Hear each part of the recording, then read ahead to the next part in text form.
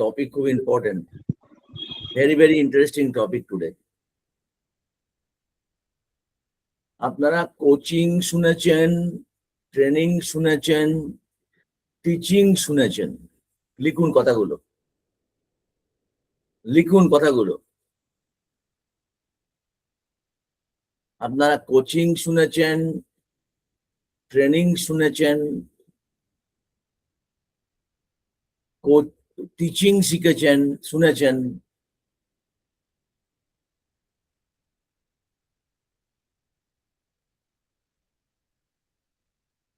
Mentoring কেউ শুনেছেন? অবশ্যই শুনেছেন।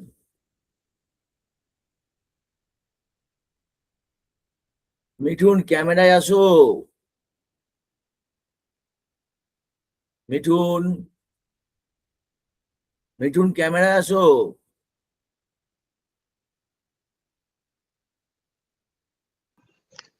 স্যার রাস্তায় আছি স্যার।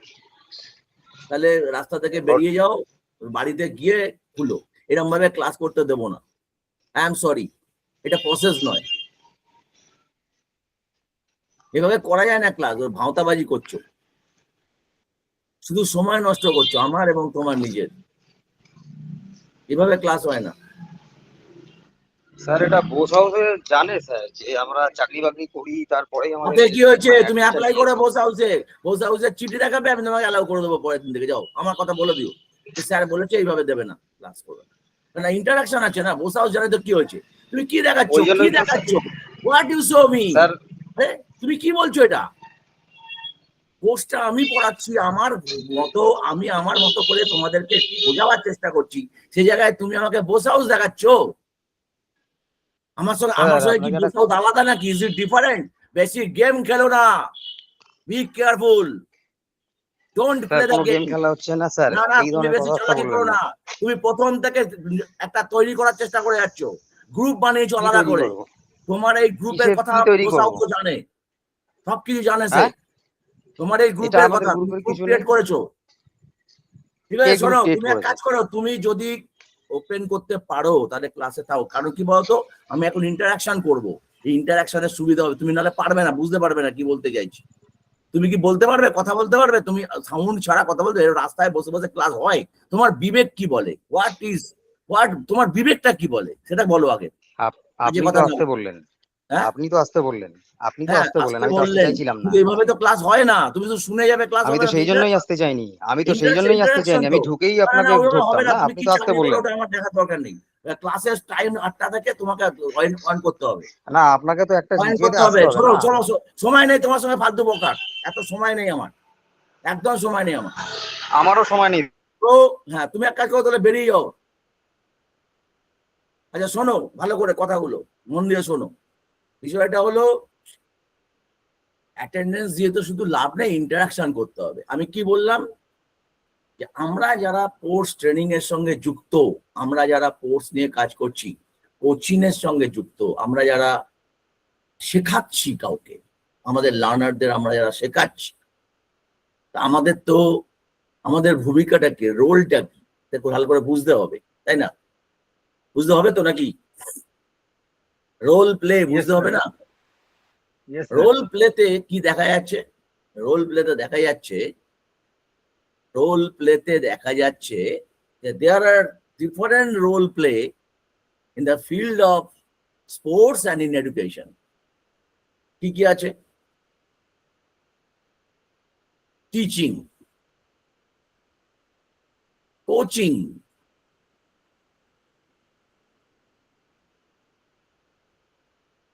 ট্রেনিং। মানে একজনকে বলা হচ্ছে টিচার, একজনকে বলা হচ্ছে কোচ, একজনকে বলা হচ্ছে ট্রেনার, আর একজনকে বলা হচ্ছে মেন্টর। এগুলোর পার্থক্য আমাকে কেউ বলতে পারে? তাপস, তাপস বাবু আপনার পার্থক্য বলুন, ডক্টর তাপস। স্যার কোচিং বলতে স্যার বিভিন্ন ধরনের মানে প্রসেসিং করা, মানে কিভাবে ছেলে মেয়েদেরকে কি পদ্ধতিতে আমরা প্র্যাকটিস করাবো, একটা কোচের একটা ভূমিকা থাকে। টিচিং হচ্ছে ধরুন কিভাবে আমরা গাইড করব সেটাকে বোঝাচ্ছে। আর ট্রেনিং হচ্ছে মানে আপনি এক মিনিট দাঁড়াও, এক মিনিট দাঁড়াও। বাপি কবিরাজ, ক্যামেরায় আসতে হবে, নাহলে ক্লাস থেকে বেরিয়ে যেতে হবে। I am sorry, interaction class হচ্ছে। বাপি কবিরাজ, ক্যামেরায় স্যার আসতে হবে। হ্যাঁ স্যার, আমি একটু বাইরে ছিলাম, ওই জন্য বলছিলাম আপনি কোথায় আছেন ওটা একদম ইম্পর্টেন্ট নয় আমার কাছে। আমার কাছে একটুও মূল্য রাখে না, কারণ ক্লাসটা ইন্টারঅ্যাক্টিভ ক্লাস, এই জন্য আপনার অন্তত প্রথম 10 মিনিট অন করতে হবে। না, ক্যামেরাটা অন করছি কিন্তু 10 বাইরে আছি। ঠিক আছে, ঠিক আছে, ওকে, আমি ক্যামেরাটা অন করছি, অন করুন, অন করুন, একটা জায়গায় স্থির হয়ে বসে অন করুন, কোনো ব্যাপার না। আপনাকে আমি ইন্টারাকশন চাইছি আমি, হ্যাঁ, কোনো ব্যাপার না। ঠিক আছে, আচ্ছা নিন, চলুন। স্যার কোচিং হলো একটা নির্দিষ্ট জায়গায় কোনো জায়গায় প্র্যাকটিস করানো, ঠিক আছে, ঠিকভাবে গাইডলাইন করে একটা কোচ সেগুলো গাইড করবে। টিচিং হচ্ছে সঠিক পদ্ধতিতে সে প্রসেসিং ওয়াইজ প্র্যাকটিস করছে কিনা গাইড করে, এটা এইটা করো, এটা এই করো, টিচিং এটাকে বলা হচ্ছে। ট্রেনিং হচ্ছে প্রপার সে ট্রেনিংটা করছে কিনা, মানে কোনটার পর কোনটা করবে, বা কি বললে কি করবে, বা কোনটা করলে চোট লাগবে কি লাগতে পারে না, এরকম আর কি, এটাকে ট্রেনিং বলছি আমরা। আর মেন্টরিং তো স্যার শুনেছিলাম, তবু আমি চেষ্টা করছি। একটা স্পোর্টসম্যানের মেন্টাল কন্ডিশন কতটা বাড়বে, কিভাবে বাড়বে, কোন পরিস্থিতির সঙ্গে খেলাধুলা মানে ট্রেনিংটা ঠিক মতন করবে, এইরকম আর কি, এটাই। আপনি যা বললেন সবকটাই যেন মনে হচ্ছে এর ঘাড়ে ও চেপে গেল, ওর ঘাড়ে হচ্ছে, সবাই পাঞ্চ হয়ে গেছে। ঠিক আছে, নো প্রবলেম, আপনি চেষ্টা করেছেন, এর জন্য আপনাকে অভিনন্দন। Sumit Das, teaching, coaching, training, mentoring.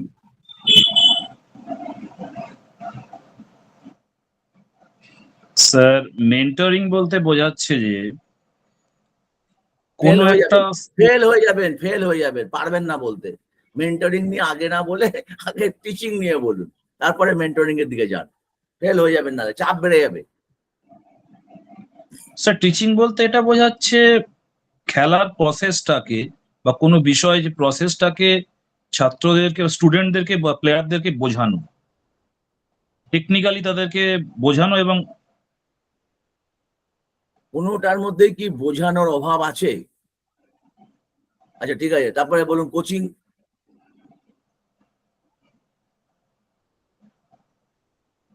কোনোটার মধ্যে কি বোঝানো নেই? কোচিং এ কিছু বোঝাতে হবে না, ট্রেনিং এ কিছু বোঝাতে হবে না, আর মেন্টরিং এ কিছু বোঝাতে হবে না। রবি শঙ্কর,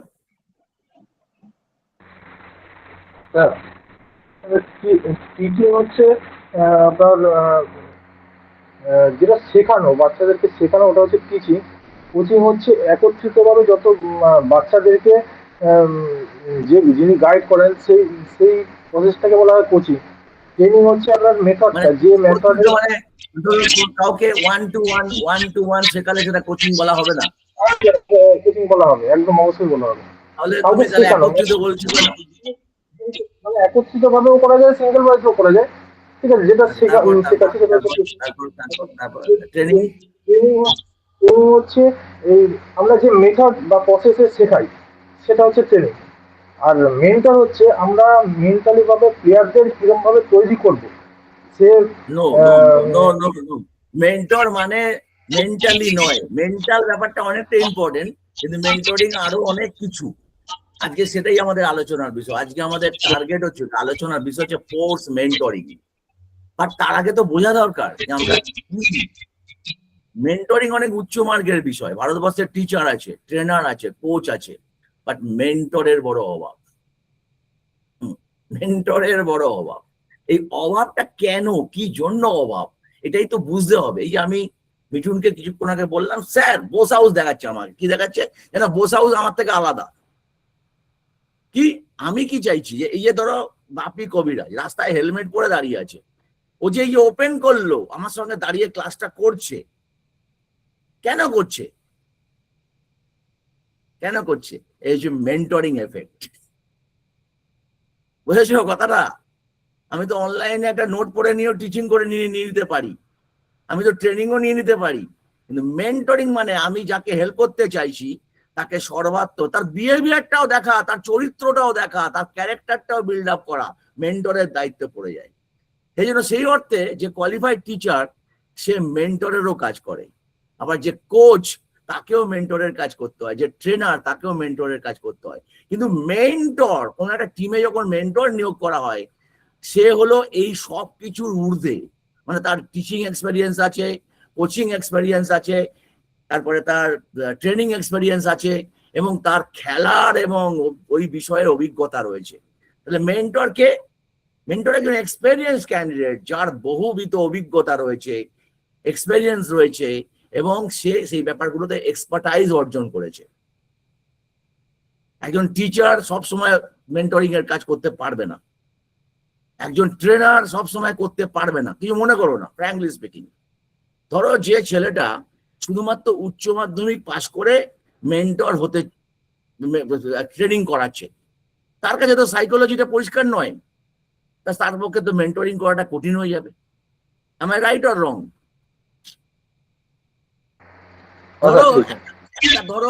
ধরো বাচ্চা মেয়ে 11 বছর বয়স,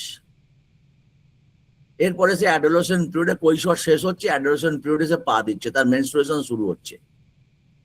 একজন মেন্টর, একজন কোচ সেই সময় যদি তার সঙ্গে সঠিকভাবে তার ক্যারেক্টার বিল্ডিং করতে না পারে, বা তাকে অ্যানালিটিক্যালি হরমোনের কি সমস্যা আছে সেটা বোঝাতে না পারে, তাহলে এই মেয়েটা কোর্স থেকেই সরে যাবে। দেখা যাবে নির্দিষ্ট কিছু দিনে, এক সপ্তাহ আগে এবং এক সপ্তাহ পরে, 15 দিন সে মেনস্ট্রুয়েশনের কারণে প্র্যাকটিসই আসবে না। তাহলে সেখানে ভূমিকাটা কত বড়। তোমাকে সেখানে ফিজিওলজি, তারপরে তোমাকে খুব ভালো করে এন্ডোক্রিনোলজি, ভালো করে তোমার পুবার্টি, ভালো করে তোমার অ্যাডোলেসেন্স, এসবগুলো বুঝতে হবে। শুধু কোচিং দিয়ে এটা হবে না। হবে? তোমার মনে হয় হবে? স্যার অনেক আমার ক্যান্ডিডেট কবে মেনস্ট্রুয়েশন ডেট, তার উপরে কি নির্ভর করবে কম্পিটিশনের ফাইনাল ডেট কবে হবে, বা কম্পিটিশনের ডেট কবে হবে? নির্ভর করবে? করবে? তাহলে আমাকে কি করতে হবে? আমি যখন কোচ, তখন আমাকে কি করতে হবে? তাহলে আমাকে শুধুমাত্র এই এতটা ফোর্স দিলে এতটা জাম্প করতে পারবে, এইভাবে বলে গোল শট করতে পারলে গোল করতে পারবে, এইভাবে ড্রিবল করতে পারবে, এইভাবে ওজন তুলতে পারবে, এইভাবে এতটা বেশি ওজন তুলতে পারবে, এই খেলে ওই শক্তি হবে, এইটুকুই কি যথেষ্ট স্যার? কি বাপি কবিরাজ, তোমার কি মনে হয়? না, যেটা বলছেন ঠিকই বলছেন স্যার। তোমার মতামত বলো। ঠিকই বলছি শুধু, এটা সহজ উত্তর হয়ে গেল। তুমি কি বুঝছো? না ঠিকই, ওই আপনি আপনি যেটা বললেন যে কারো ওই যে মেনস্ট্রুয়েশন হলে তার উপরে ডিপেন্ড করে তো কোনো কিছু, মানে আপনার যেটা কম্পিটিশনের কোনো ডেট হবে না, এটা তো ঠিকই, ওই হিসাবেই বললাম আমি। সুতীর্থ বলো, 4টে জিনিসকে ভালো করে ব্যাখ্যা করো।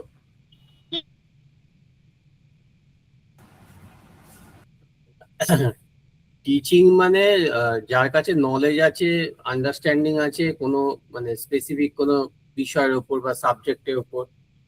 আর ট্রেনিং মানে আমার যেটা মনে হয়, ট্রেনিং এখানে যে কোনো স্কিল ডেভেলপমেন্ট বা এই হিসেবে কাজ করতে পারে, কোনো স্কিল ডেভেলপমেন্ট করতে পারে। আর কোচিং এর ক্ষেত্রে হতে পারে যে সে কোনো পারফরমেন্স বা গোলকে ইমপ্রুভ করার জন্য মানে যেমন স্পোর্টস এর ক্ষেত্রে কোচিং হয় পারফরমেন্স আর গোল। আর মেন্টরিং এর ক্ষেত্রে অনেকটা সাইকোলজি থাকে, কারণ তার মানে সেই বিষয়টার উপর দক্ষতাও থাকে, তার অভিজ্ঞতাও থাকে, এবং সেই অভিজ্ঞতার উপর ভিত্তি করে সে সেই জায়গাটাকে সে সাইকোলজিক্যালিও মানে তাকে প্রিপেয়ার করে।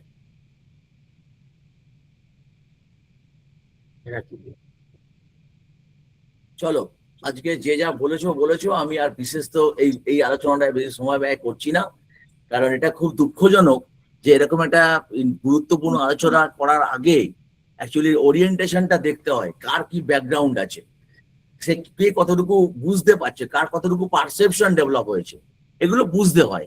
সেই বোঝার পরিপ্রেক্ষিতে ক্লাস পরিচালিত হয়। আজকে আমরা যে কাজটা করব এটা অনেক গভীরতর এবং খুব মজাদার ক্লাস, ভালো লাগবে। এবং তোমাদের বলি, আমার নিজেরও ব্যক্তিগতভাবে বলি, আমার খুব পছন্দের টপিক এটা। আমি সারা জীবন ধরে কোনো সময় শুধু ট্রেনার বা কোনো সময় শুধু একজন কোচ হিসাবে আমি আমার রোল প্লে করিনি, আমি সবসময় মেন্টরিং করেছি। এরপরে যে সমস্ত ক্যান্ডিডেটরা আমার জীবনে এসেছে তারা বেশিরভাগ সময় দীর্ঘ সময় ধরে, অন্তত যে সময়টা তারা ভালো খেলাধুলাটা করেছে এই সময়টা ধরে তারা প্রতি সময় কমিউনিকেশনের মধ্যে ছিল। এই কমিউনিকেশনের মধ্যে থাকার ফলে কি হয়েছে, তাদেরকে অনেক রকম ভাবে গাইড করতে পেরেছি এবং তারা সেই গাইডেন্স নিয়েছে, পরবর্তীকালেও তারা নিয়েছে। তো এই যে জায়গাগুলো সেগুলোকে ডেভেলপ করার জন্য অনেক কিছু বোঝার প্রয়োজনীয়তা আছে। আজকে সেটাই আমরা আলোচনা করব। চলো আমি শেয়ার করছি।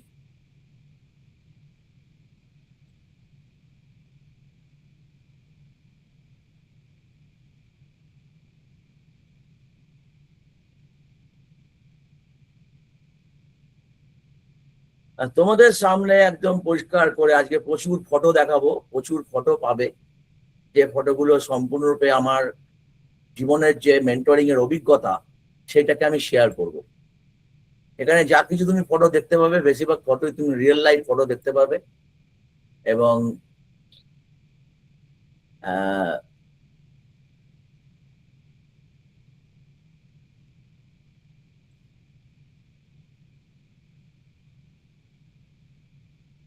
চলো আলোচনা করা যাক।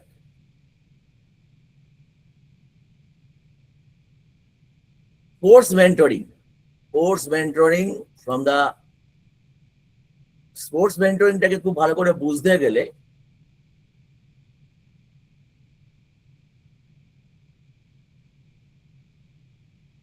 guiding today, empowering tomorrow. A great mentor builds confidence, character and champions. কিভাবে? Building champions on and of the field. মানে শুধুমাত্র তার অন দ্য ফিল্ড কাজ নয়, তার অফ দ্য ফিল্ডও কাজ থাকে। ডেভেলপ স্কিলস, অর্থাৎ এটা অন দ্য ফিল্ডের কাজ। বিল্ড ক্যারেক্টার, এটা of the field on the ফিল্ডের কাজ। Improve technique, fitness and game performance is the job of is a part of the develop skill. তারপর আছে build character, learn discipline, respect, team work and resilience. সহ্য ক্ষমতা থাকতে হবে, তাকে team work বোঝাতে হবে, তাকে টিমের মধ্যে কি করে ওয়ার্ক করতে হয় সেটা বোঝাতে হবে।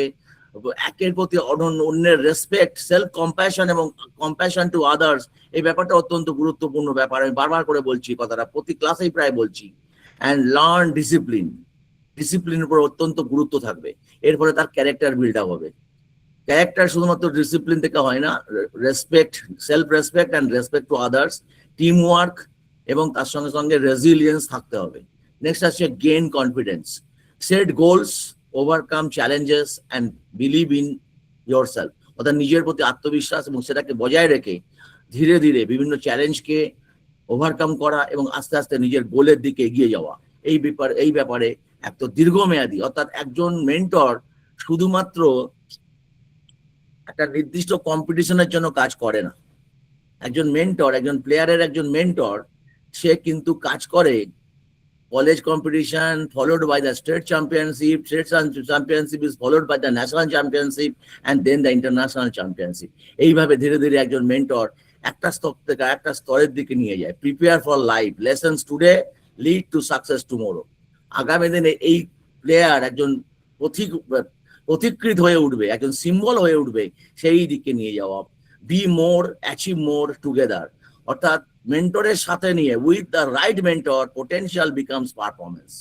অর্থাৎ একজন মানুষের মধ্যে যে পারফরমেন্স থাকে, সেটা সেই যে পোটেনশিয়ালিটি, তাকে পারফরমেন্সের দিকে নিয়ে যাওয়ার কাজটা করবে একজন মেন্টর। কোর্স মেন্টরিং হচ্ছে সেই শিল্প।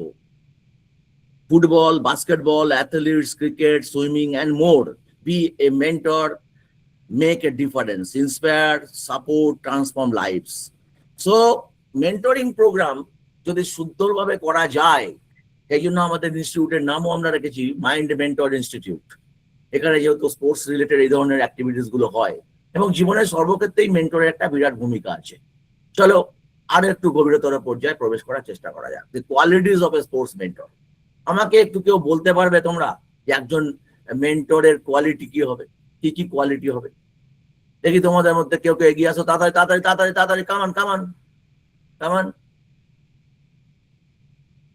চলো বলো। রবিশঙ্কর বলো, qualities of A mentor.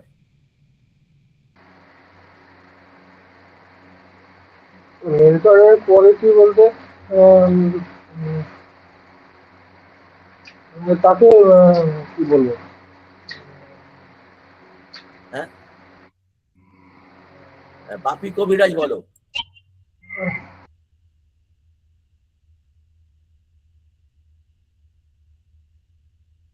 Qualities of A mentor, কিছু বলতে পারবে মেন্টরের কোয়ালিটি সম্পর্কে? না সেরকম কিছু তো, মেন্টরের কোয়ালিটি মানে তাকে সেই কাজটা সম্পর্কে মানে পূর্ণ দক্ষতা অর্জন অর্জন করতে হবে। সুমিত দাস। স্যার অবশ্যই এক্সপিরিয়েন্স এডুকেটেড হতে হবে একদম সেই বিষয়ে। এক্সপেরিয়েন্স, সব থেকে গুরুত্বপূর্ণ কথাটি আপনি বলেছেন, খুব গুরুত্বপূর্ণ কথা বলেছেন, অত্যন্ত গুরুত্বপূর্ণ কথা। এই জন্যই এক্সপেরিয়েন্স লোকের সঙ্গে সবসময় মতামত করতে হয়, সুমিত দাসের মতো। অনেকদিন ধরে সুমিত দাস একই লাইনে আছে, এই জন্য এই ধরনের কথা বলতে পারছে, নাহলে বলতে পারতো না। যারা খাবলায় খালি একবার এটা একবার ওটা একবার ওটা একবার ওটা, কোম্পানি দেখায়, ওই অমুক দেখায় তমুক দেখায়, তারা কোনোদিনও মেন্টর হতে পারে না। মেন্টর অত সোজা না। সো মাই ডিয়ার স্টুডেন্টস, আপনারাও পারবেন যদি সঠিক পথের মধ্য দিয়ে আপনারা এগোবার চেষ্টা করেন। আশা করি আপনাদের উদয় হবে, শুভ বুদ্ধির উদয় হবে, আশা করা যায়, আশা করা যায় আপনাদের শুভ বুদ্ধির উদয় হবে। সো আমি আলোচনার আরো গভীরতর পর্যায়ে যাচ্ছি।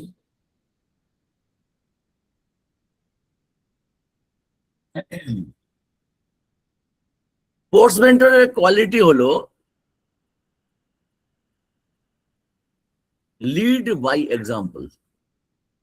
লিখে রাখুন কথাগুলো, লিখে রাখুন কথাগুলো, লিখে রাখুন। এই স্লাইড কিন্তু শেয়ার হবে না। লিড বাই এক্সাম্পল অর্থাৎ they practice what they preach and inspire through their action. তার মানে এক্সপেরিয়েন্সটা কত বড় গুরুত্বপূর্ণ বিষয় বুঝতে পারছেন? তারা করে দেখিয়েছে, তারা করে দেখানোয় বিশ্বাস করে। Encounters growth, encourages growth. They challenge athlete to improve and never stop learning. তারা অ্যাথলিটদের মধ্যে শিখতে হবে এই মনোভাবটা বপন করে।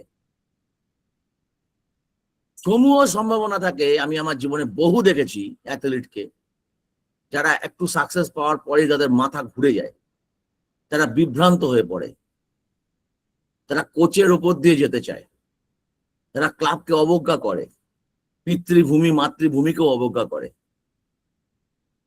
এমনকি যিনি প্রথম শিখিয়েছিলেন বিদ্যাটা তাকেও অবজ্ঞা করতে শুরু করে। এবং সেই জায়গা থেকে তাকে নেভার স্টপ লার্নিং অ্যাটিটিউড অর্থাৎ প্রতি মুহূর্তে শেখার যে অ্যাটিটিউড সেই দিকে ফোকাস করে এবং তার ফলে সে সমস্ত সম্পর্ককে বজায় রেখে নিজের শেখাটাকে এগিয়ে নিয়ে যেতে পারে। Stays positive and supportive. They uplift, motivate, and help athletes overcome setbacks. অর্থাৎ একদম খেলোয়াড়ের মধ্যে সব সময় একটা সাপোর্টিভ অ্যাটিটিউড গড়ে তোলা, তাকে সাপোর্ট দেওয়া, তার কষ্টগুলোকে অনুধাবন করা,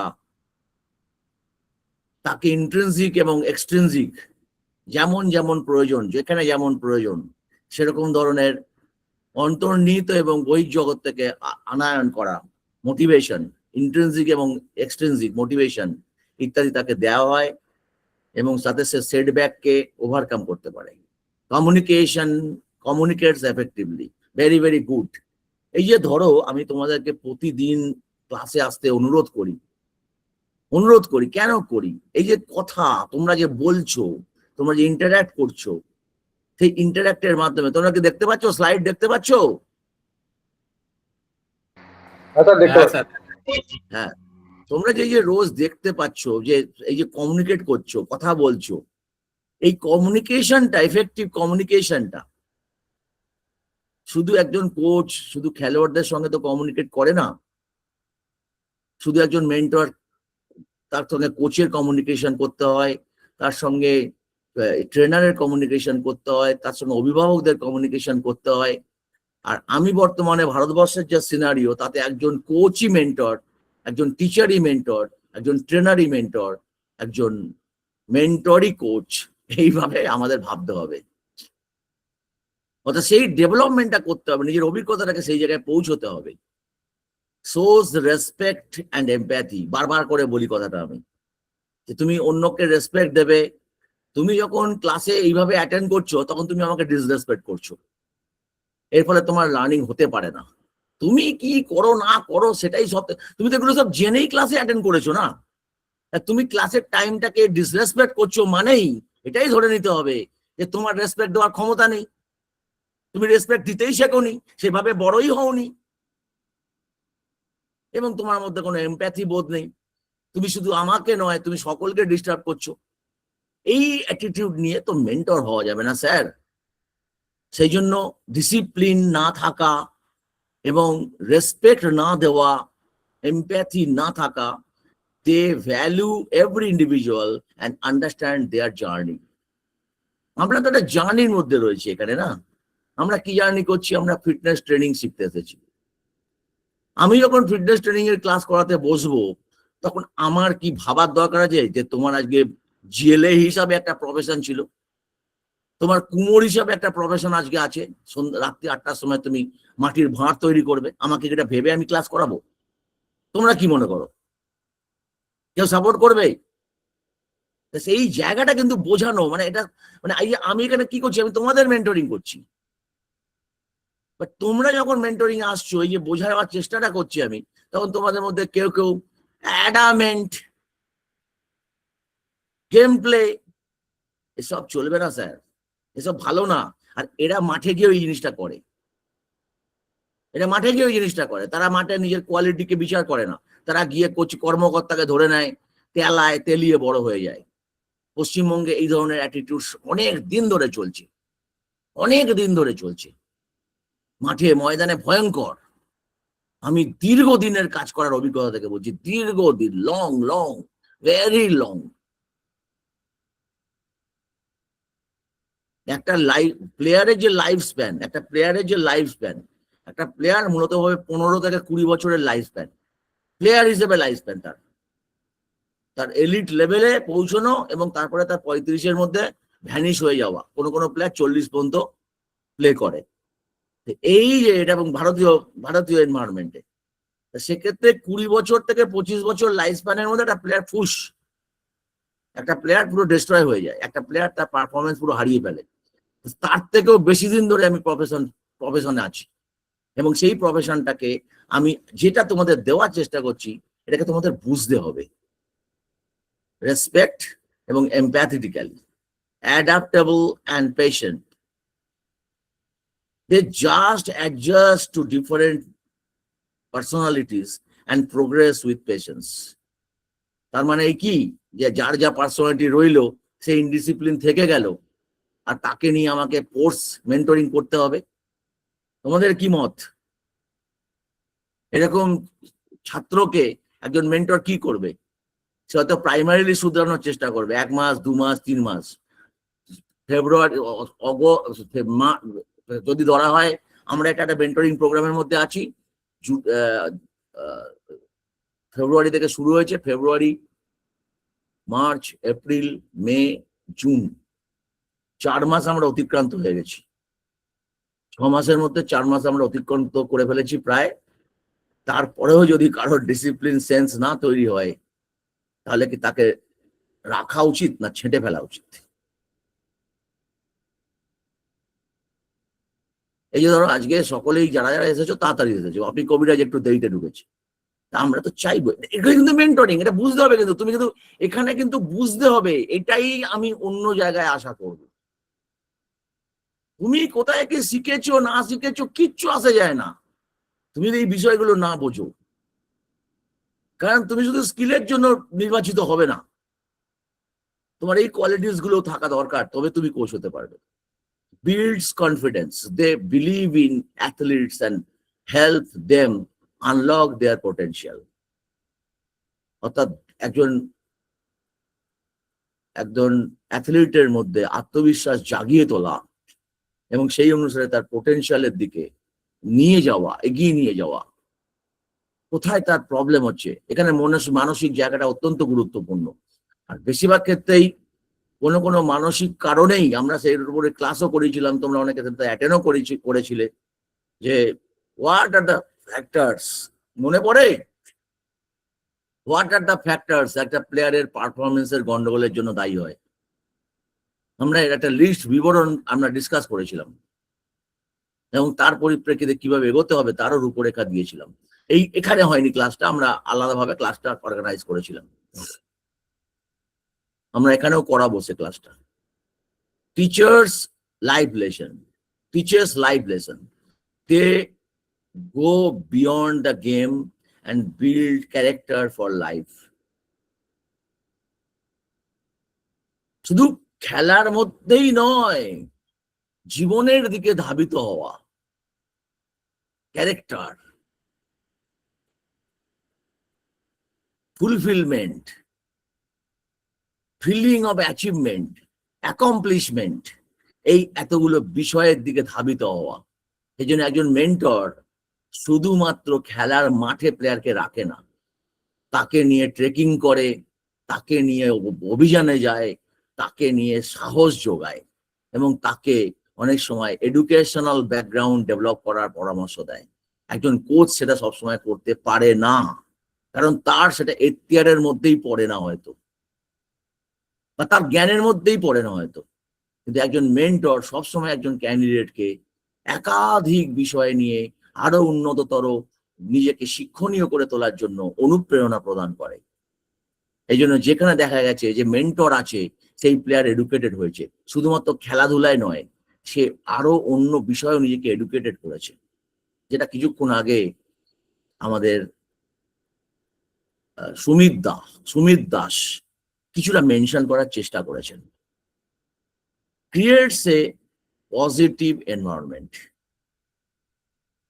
they foster trust, teamwork and a love for the sports। আমি যখন একটা স্পোর্টস মেন্টরিং এর ক্লাসে এসেছি, আমি যখন একটা স্পোর্টস ফিটনেসের ক্লাসে এসেছি, তখন আমি তো আমার এই জায়গাটার উপরে ফোকাস রাখবো। আমি তো অন্য প্রফেশনকে আমার এই প্রফেশনের সঙ্গে গুলিয়ে ফেলবো না, তাই না? Yes or not? এটা তো আমি এক্সপেক্ট করতেই পারি, আমরা এক্সপেক্ট করতেই পারি। শুধু সার্টিফিকেশনটাই তো জরুরি নয়। কি করবে তুমি সার্টিফিকেট নিয়ে, তুমি যদি না অ্যাপ্লাই করতে পারো? So this is the thing, this are the qualities in sports mentoring. কি বললাম? লিড বাই এক্সাম্পল, লিখে রাখো। এনকারেজেস গ্রোথ, লিখে রাখো। স্টেজ পজিটিভ অ্যান্ড সাপোর্টিভ, লিখে রাখো। কমিউনিকেটস এফেক্টিভলি, লিখে রাখো। স্লো বলবেন, একটু স্লোলি বলবেন। Lead by example, encourages growth,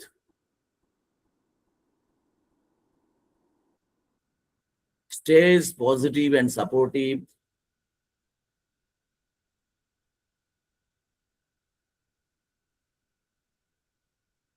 communicates effectively, shows respect to and empathy, shows respect and empathy, adaptable and patience,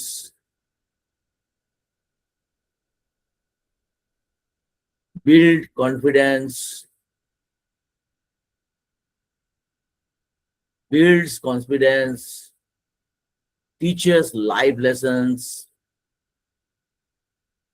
creates a supportive environment। এর মধ্যে আমি এখন যে আলোচনাটা করতে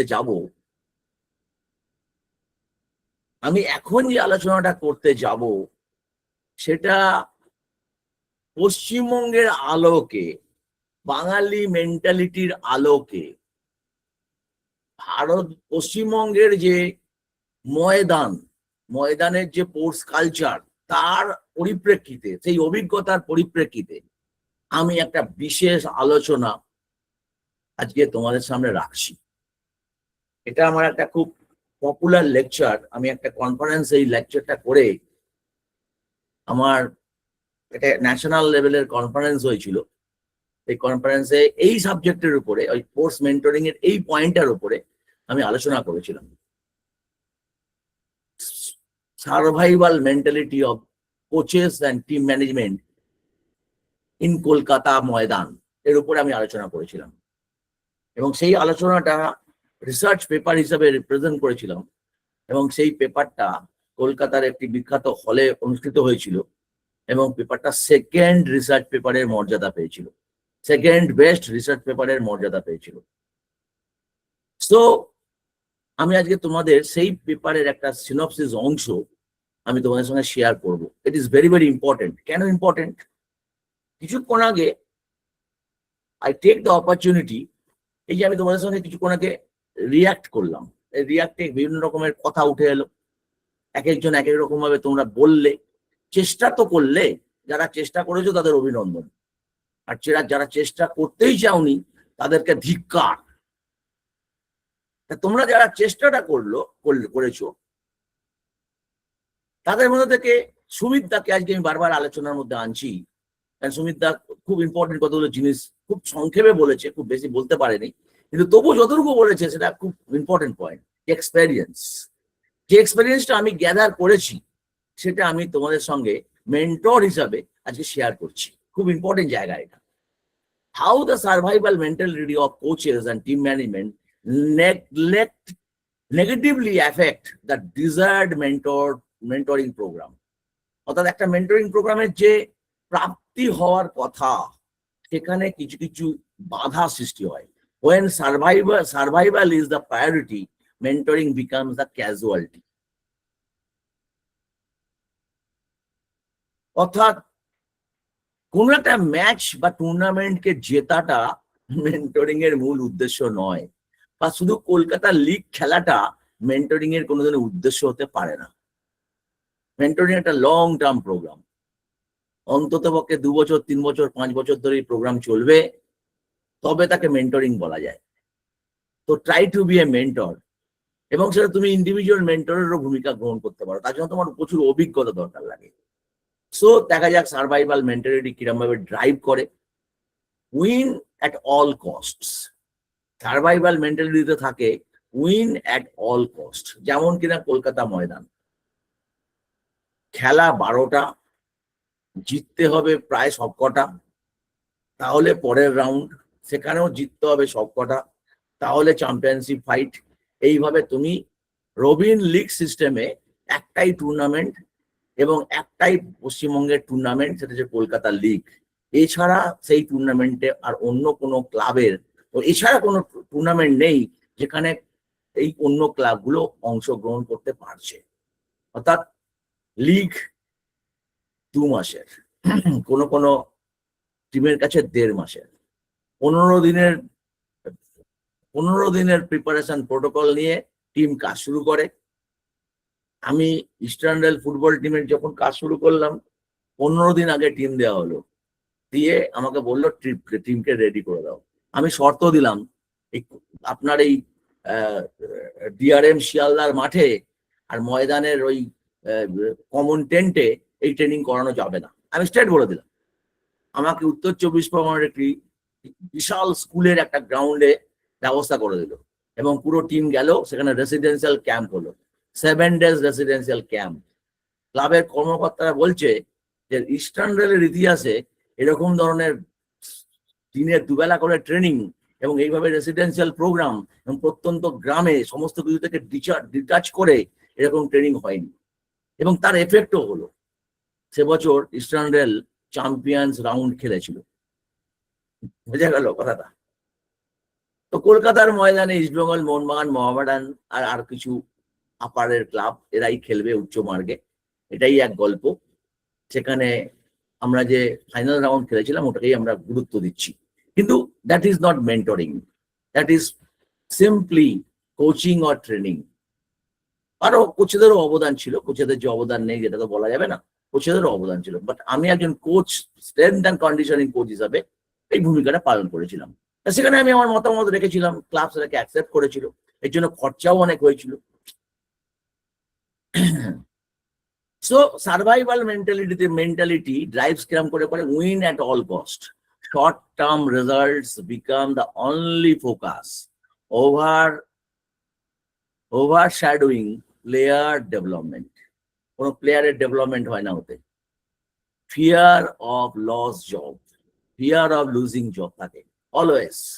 আমি যদি হেরে যাই পরের ব্যাচের বড় টিম পাবো না, আর কোথাও আমি কোচ হতে পারবো না।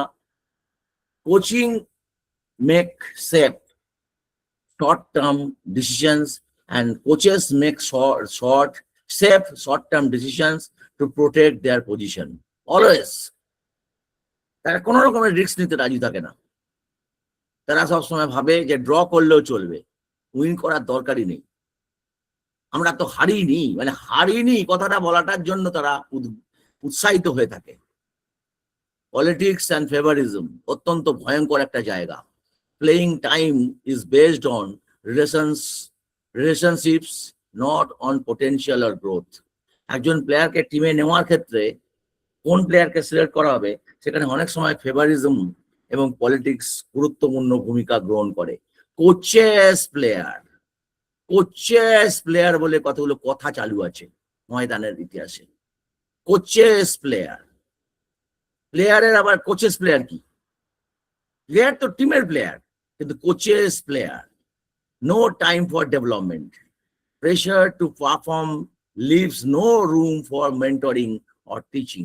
শেখানোর কিছু নেই, যে যা শিখে এসেছে সেইটাকেই চেঁচিয়ে শাউটিং করে, এই যে দেখছো ছবিতে দেওয়া আছে, শাউটিং করে করতে হবে বলে চিৎকার করে বোঝানোর কোনো অবকাশ নেই। Resistance to change, new ideas and long-term approaches are avoided because they feel risky. প্রচন্ড ভাবে তোমরা যে মানে ট্রেনার হিসাবে কাজ করছো, কেউ কোচিং লাইসেন্সও করে ফেলেছো অলরেডি, তোমাদের ক্ষেত্রে সব থেকে বড় সমস্যা হবে, তোমরা যেহেতু বিজ্ঞানটা পড়ে জায়গায় যাচ্ছ, মোস্ট অফ দেম, অন্তত আমার ক্লাসে যারা থাকে তারা বিজ্ঞানটা একটু পড়ে যায়, তারা এই যে যাচ্ছ, তুমি যখন মাঠে যাবে দেখতে পাবে সব অদ্ভুত লোকজন।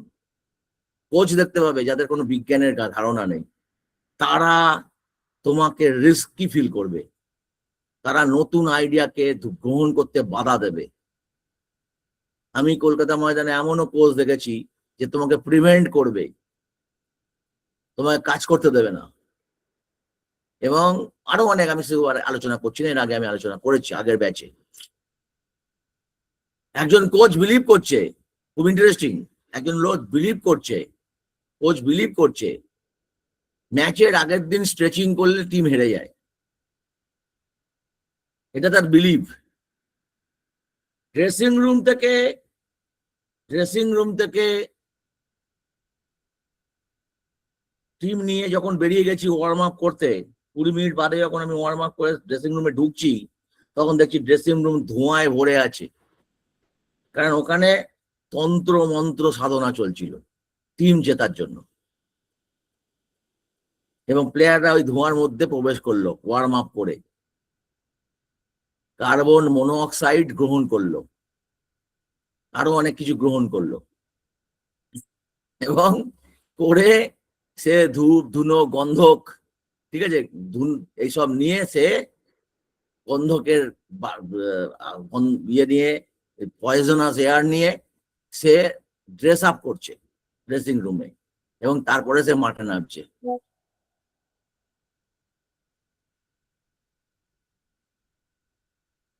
বোঝা গেল কথাটা? এই বিষয়গুলো মাঠে কিন্তু চলে। Negative impact on the mentoring program, এর ফলে নেগেটিভ ইম্প্যাক্ট কি হয়? Limited player growth, players are not given the time, trust or guidance to reach their full potential. Loss of trust, players lost confidence in coaches and the developmental process. Poor communication, open dialogue disappears and feedback becomes criticism or blame. কোন রকম feedback system থাকে না, কোনো open dialogue চলে না, কোনো মতামত দেওয়ার জায়গা থাকে না। Missed opportunities, young talent is overloaded or wasted in a win-now environment. Toxic team culture, anxiety, comparison, and a fear of replace respect, unity, and learning একদম স্টপ হয়ে যায়। এর ফলে shift from our survival mode to the purposeful mode is very, very important.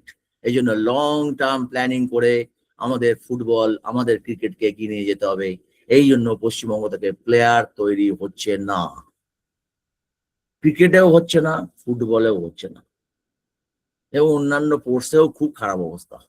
এই কারণে coaches legacy is not in survival but in the lives they shape, অর্থাৎ কি জীবন তারা গঠন করে দিতে পারবে, সেটাই সব থেকে ইম্পর্টেন্ট ফ্যাক্টর। স্লাইড কি চেঞ্জ হলো? হ্যাঁ হয়েছে। Very good. আমি কিছুক্ষণ আগে বলেছি যে মেন্টরিং এর সঙ্গে একটা বিরাট সম্পর্ক আছে মাঠের বাইরে নিয়ে আসা, তাকে স্টাডি লাইফে নিয়ে আসা। এবং এই ব্যাপারে আমি কৃতজ্ঞ অ্যাপেলো হসপিটালস এডুকেশন রিসার্চ ফাউন্ডেশনের কাছে, যারা আমাকে ওয়েলনেস ম্যানেজমেন্ট শিখিয়েছে 2008 সালে। সেখানে আমি ফিটনেস, নিউট্রিশন এবং স্ট্রেস কেয়ারের উপরে আমার প্রথম একটা হলিস্টিক অ্যাপ্রোচের বিদ্যা গ্রহণ করি। তার আগে আমি মূলত ফিজিক্যাল অ্যাপ্রোচেই আমার জীবনকে, আমার প্র্যাকটিসকে অতিবাহিত করতাম। আজকে আমি মেন্টরিং আলোচনা করতে গিয়ে এই কথাগুলো বলছি, তার কারণ হলো মেন্টরিং ইজ দ্যাট, অর্থাৎ কি অভিজ্ঞতার মধ্য দিয়ে আমি নিজেকে বড় করলাম। অর্থাৎ যে কথাটা প্রথমেই বলা হয়েছিল মেন্টরিং এ, কি কথা বলা হয়েছিল? প্রথমেই বলা হয়েছিল যে lead by example, lead by example. অর্থাৎ এক্সপেরিয়েন্সটাকে আমি যে আমার যে এক্সাম্পল সেট করেছি, তুমি যখন একজন কোচ হিসেবে কাজ করবে, তোমাকে এই কথাটা মাথায় রাখতে হবে, তোমাকে এক্সাম্পল সেট করতে হবে। এখানে যে ছবিটা তোমরা দেখতে পাচ্ছ, এই ছবিটাতে পেছনে যে নদীটা দেখতে পাচ্ছ, এটা বরফ জলে গলা একটা নদী, এর নাম লক্ষণ গঙ্গা। এটা চামোলি ডিস্ট্রিক্ট উত্তরাখণ্ডের ভ্যালি অফ ফ্লাওয়ার্স হেমকুন্ড সাহেব যে ট্রেক 14,400 ফুট, সেই ট্রেক করবার সময় 14,400 ফুট উচ্চতায় এই ট্রেকে এই নদীটাকে পেরোতে হয়। এবং মানে আমি কেন ছবিটাকে এখানে রাখলাম, যে এই যে অভিজ্ঞতাটা, ঘন জঙ্গলের ভেতর দিয়ে খাড়া পাহাড়, প্রায় 75 ডিগ্রি স্লোপ, তার মধ্য দিয়ে যে অভিযান, সেটা একটা অন্য বয়স ছিল। সেই অভিযানটা করতে পেরেছিলাম আজ থেকে প্রায় 5-6 বছর আগে। সেই সময়টা আমাকে যে অভিজ্ঞতা অর্জন করতে সাহায্য করেছে, সেটা হতে পারে প্রায় 10 বছর আগে, সেটাও কিন্তু আজকে ফোর্স মেন্টরিং অত্যন্ত ভাবে গুরুত্বপূর্ণ ভাবে আমাকে সাহায্য করেছে। কারণ ছেড়ে দেব না, একটা সময় মনে হবে বুক ফেটে যাচ্ছে, আর আমি হাঁটতে পারছি না, আর আমি চলতে পারছি না, তখন আমার মেন্টর আমাকে পেছন থেকে যেভাবে তাতাচ্ছে, আমার মেন্টর যে আমাকে পিছন থেকে তাতাচ্ছে, এবং কিভাবে এই মেন্টর ঠিক করা হয় জানো? শুনলে অবাক হয়ে যাবে তোমরা, খুব ইন্টারেস্টিং। একটা ক্যাম্প করা হলো, সমস্ত ফেসিলিটি বাইরে থেকে প্রোভাইড করা হবে, কোন অ্যাক্সিডেন্ট হলে হেলিকপ্টার লিফট করবে, কিন্তু তা সত্ত্বেও পুরো অ্যামিনিটিসটা তোমার সঙ্গে চলবে না। কেন চলবে না? কারণ তোমাকে ট্রেকটা নিজেকেই করতে হবে। এবং সেখানে যে তোমার দলনেতা থাকবে, মানে সেদিনকে যে মেন্টর থাকবে, সেই অভিযানের যে মেন্টর থাকবে, সব সময় দেখা হয় মেন্টর নির্বাচন করার সময় সে কতগুলো ট্রেক করেছে, সব থেকে বেশি ট্রেক যে করেছে তাকে সে মেন্টর নিযুক্ত করে দেওয়া হলো। মানে সেও কিন্তু একজন আমাদের পয়সা দিয়ে অংশগ্রহণকারী, সে কিন্তু মেন্টরের ভূমিকা গ্রহণ করছে। এই অভিজ্ঞতাটা আমাকে শিখিয়েছে যে এক্সপেরিয়েন্স থাকলেই মেন্টর হওয়া যায়। আমি এরকম ট্রেকে মেন্টর হতে পারিনি, বিকজ আমি সেরকম অভিজ্ঞতা সম্পন্ন নই। কিন্তু সেই অভিজ্ঞতাটা আমি যখন মাঠে এসে প্রয়োগ করছি, তখন সেই জ্ঞানটা কিভাবে ব্যাপারটাকে ভাবনা হলো, নির্বাচন করা হলো, সেটা আমাকে উৎসাহিত করেছে। So I am grateful to my learning, যা আমাকে বিদ্যা এবং আমার জীবনের অভিজ্ঞতা সেটা তোমাদের সঙ্গে শেয়ার করার আগে সুযোগ দিল। In the absence of the patient story, you are practicing veterinary medicine. অর্থাৎ তুমি ধরো একটা চিকিৎসা বিজ্ঞান নিয়ে আলোচনা করছো, চিকিৎসা ক্ষেত্র নিয়ে আলোচনা করছো, তখন যদি তোমার সামনে বাক্য বলে না, কথা বলে না, মুখে কুলুপ পেটে থাকে, এরকম যদি সাবজেক্টটা তোমার সামনে বসে থাকে, তাহলে সেটা ভেটেরিনারি মেডিসিন প্র্যাকটিসের মতো হয়ে যায়। তখন টোটাল দায়িত্বটা পড়ে যায় ডক্টরের নিজের ঘাড়ে, যে আমি ঠিকভাবে বুঝছি তো। কারণ একটা ডগ, একটা গরু তো এসে বলে না আমার পেটে ব্যথা করছে, বলে। তো যদি আমার যারা শিখতে এসেছে তারা যদি সাইলেন্ট থাকে, আমি বুঝবো কি করে? তাহলে ভেটেরিনারি মেডিসিন প্র্যাকটিসের মতো হয়ে যায়। এটা একটা বিখ্যাত উক্তি, এবং তার সঙ্গে মেন্টরিং এর যে আজকের আলোচনা অত্যন্ত গুরুত্বপূর্ণ। চলো আমি কিছু art of story telling apply করি, আরো ব্যাপারটা মজাদার হবে। তোমার সামনে একটা ছবি দেওয়া আছে, তোমরা কি ছবিটা দেখতে পাচ্ছ সবাই স্পষ্টভাবে? হ্যাঁ স্যার। হ্যাঁ, দেখা যাচ্ছে। ছবিটার তোমাদের হাতের বাঁ দিকটা লক্ষ্য করো, সরি ডান দিকটা লক্ষ্য করো, তোমাদের হাতের ডান দিকটা লক্ষ্য করো। এখানে 4টে ছবি দেওয়া আছে। একটু বলতে পারবে এদেরকে চেনো তুমি? এই প্লেয়ারদের চেনো?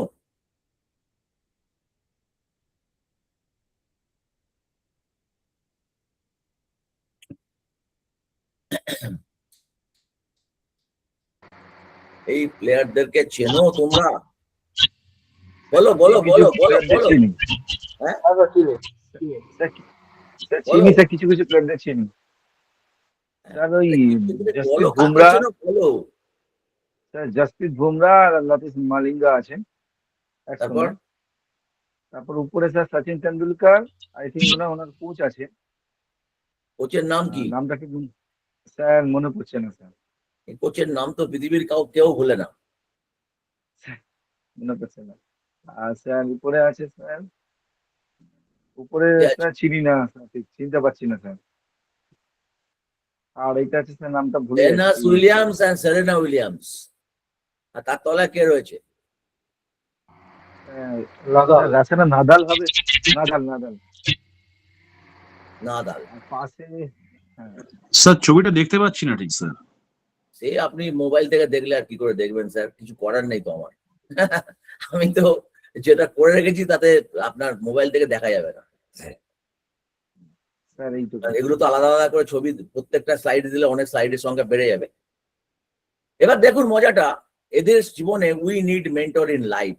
এদের জীবনে যারা মেন্টর হয়ে এসেছে, যেমন Achrekar sir and Sachin Tendulkar. Clapping story জানেন সচিন তেন্ডুলকরের ক্ল্যাপিং স্টোরিটা কি? আপনাদের জানা আছে ক্ল্যাপিং স্টোরি?